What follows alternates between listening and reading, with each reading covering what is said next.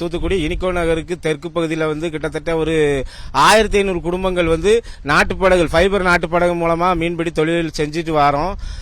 எங்களுக்கு வந்து இதுதான் எங்களோட வாழ்வாதாரம். இதை நம்பி தான் நாங்க தொழில் பார்த்துக்கிட்டு இருக்கோம். இதை விட்டா எங்களுக்கு வேற தொழில் எதுவும் எங்களுக்கு தெரியாது. இந்த இதுல எங்க கடற்கரையை சுத்தி வந்து டிடிபிஎஸ் மறுபடி என்எல்சி மறுபடி எஸ்சிபிசிங்கிற வந்து 3 அனல் நிலையங்கள் இருக்கு. மின் உற்பத்தி வந்து எங்களுக்கு தேவையானதுதான். அதுவே எங்களோட வாழ்வாதாரத்தை அளிக்கிற அளவுக்கு இருந்தால் வந்து நாங்க வந்து ஒன்னும் செய்ய முடியாத நிலைமைக்கு இப்ப நாங்க இருக்கிறோம். இந்த பவர் பிளான்ட் டிடிபிஎஸ் பவர் பிளான்ட்ல இருந்து சாம்பல் கழிவுகளை கொட்டுறதுக்கு முயல் தீவுக்கு தெற்கு பகுதியில் வந்து ஒரு தொட்டம் ஒரு நீர் சேமிப்பு இது கிடங்கு அமைச்சாங்க.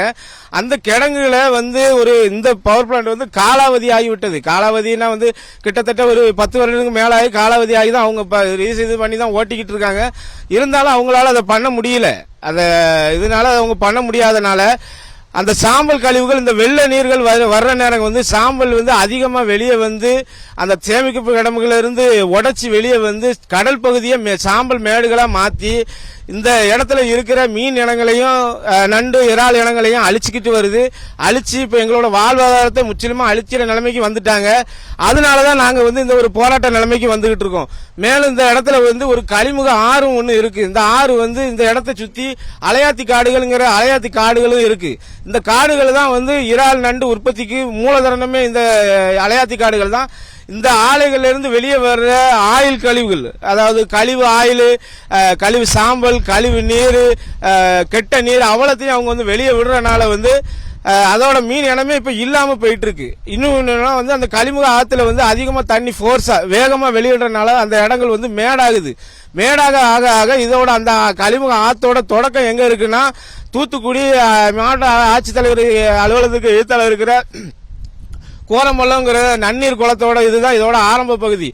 இப்படியே இவங்க வந்து இதை மேடாக்குனாங்கன்னா அந்த ஆறும் மூடி கிட்டத்தட்ட இப்ப 2023 டிசம்பர்ல வந்த வெள்ள பாதிப்பு மாதிரி இன்னும் அதிகமான பாதிப்புகள் வர ஆரம்பிக்கும். நாங்க இப்ப என்ன சொல்றோம், எங்களோட முக்கியமான கோரிக்கை என்னன்னா அவங்களோட சாம்பல் கழிவுகளை வந்து அவங்களுக்குன்னு விடுற அந்த நீர் சேமிப்பு இதுலதான் அவங்க விடணும். மறுபடியும் ஏற்கனவே இவங்களால ஆன பாதிப்பான வந்து சாம்பல் மேடுகளை வந்து உடனடியா எங்களுக்கு அதை வடிகால் அமைச்சு நீர் கடல் நீர் போற அளவுக்கு எங்களுக்கு வடிகால் அமைச்சு தரணும். இது வந்து என்னன்னா இது முக்கியமாக என்னன்னா கோரம்பலத்துல வந்து உங்களுக்கு உபரி நீர் தண்ணியா வந்து இந்த இது கழிமுகத்துக்கு தான் இங்க தான் வரும். இது இங்க மேடாயிட்டு இந்த சாம்பல் மேடாகுனா என்ன ஆகுனா ஏற்கனவே நடந்து வந்து 25 சென்டிமீட்டர் மழை பெஞ்சதுக்கு தான் வந்து இந்த ஊர் அழிச்சிருக்கு. இதே இது மாதிரி வந்து கால்பட்டின மாதிரி 100 சென்டிமீட்டர் மழை பெஞ்சா இந்த தூத்துக்குடி தாங்காது. ஏன்னா அது மட்டும் இல்ல, காட்டுல இருந்து யானை புகுந்துட்டு என்ன சிறுத்தை புகுந்துட்டு அப்படின்னு சொன்னா அரசு என்ன சொல்லுது, நீங்க வந்து காட்டை ஆக்கிரமிப்பு பண்ணிருக்கீங்க, அதனாலதான் இந்த விலங்குகள் வந்து ஊருக்குள்ள வந்து ஆளை கடிக்குன்னு சொல்றீங்க. இதை வந்து கடலை நீங்க வந்து ஆக்கிரமிப்பு அரசு ஆக்கிரமிப்பு இந்த மீனவ மக்கள் என்ன செய்வாங்க சொல்லுங்க. இந்த மக்கள் என்ன செய்யணும்? அது மட்டும் இல்ல, இந்த வெள்ளம் வந்த காரணம் வந்துட்டு இந்த சாம்பல் மண் மேடானனாலதான் இந்த இது வந்து பாதிப்பு.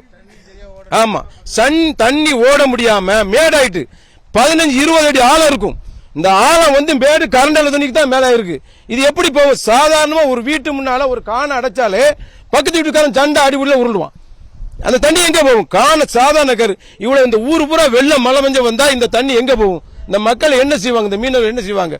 ஆமா, இதுக்கு அரசு ஒரு முடிவு எடுக்கணும். இல்லன்னா இது பெரிய போராட்டம் விளைவிக்கும். ஊர் மக்களை திரட்டுவோம்.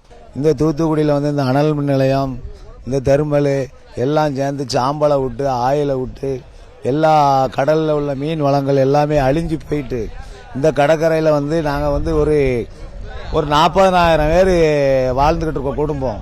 இந்த 40,000 குடும்பத்தை பிள்ளைகளை வச்சுக்கிட்டு பொண்டாட்டி பிள்ளைகளை நாங்க எங்க போய் நிக்க?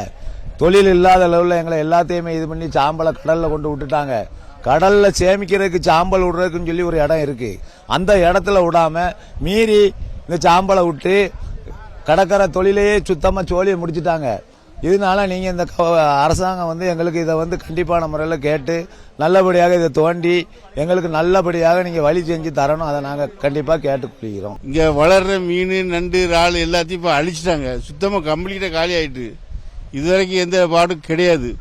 1000-500 வித்துருந்தா இப்ப 200-300 வித்து காப்பி செலவுக்கு தான் ஓட்டிட்டு இருக்கான்.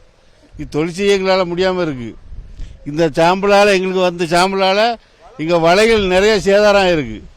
ஒரு 5-6 செட்டு வலை போயிட்டு 10,000-12,000 வலைகிட்ட சாம்பலுக்குள்ளே தான் இருக்குது. அது தோண்டினா தான் கிடைக்கும். அது தோண்டினாலும் எடுத்து எங்களுக்கு தர போகிறீங்களா? தர முடியாது. அதை ஓரளவு கிளீன் பண்ணி எங்களுக்கு ஆற்றுவாய் கிளீன் பண்ணி கொடுத்தா இதுக்கு மேலே சாம்பல் வராமல் இருந்தாலும் ஓரளவு தப்பிச்சிக்கலாம். எங்களுக்கு பிறகு சன்னதிகள் வந்து தொழில் செய்யணும். இது எங்களோட முடிய போகிறதில்லை. செய்திகளை உடனுக்குடனும் துல்லியமாகவும் தெரிந்து கொள்ள சப்ஸ்கிரைப் பண்ணுங்க.